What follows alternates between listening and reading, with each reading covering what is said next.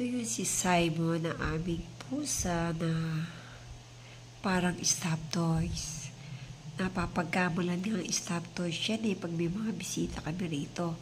Kasi tingnan mo naman ang kanyang pinaggagawa. Para siyang snake na talagang pagkatulog niya ay mahimig. At pag nagising naman siya, uupo lang siya dyan sa aming mini bar na stante. Yan.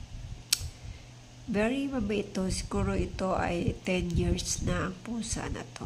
Super tagal na ng pusa namin na to. Si Simon po yan. Para siyang Garfield sa kakyutan. Ayan. Kanya lang po siya. Tahimik at hindi siya dumudumi sa loob ng bahay. Sa labas siya.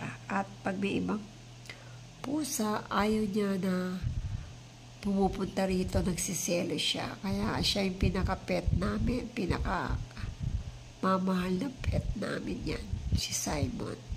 Ayan, husay ng pusa namin na to. Ayan. Para siyang Garfield. Ayan, antok na antok. Tinago pa niya yung mukha niya. Napakabait talaga ni Simon. Ayan si Simon. Ayan, bait siya si Simon. Ayan, bait siya ni Simon.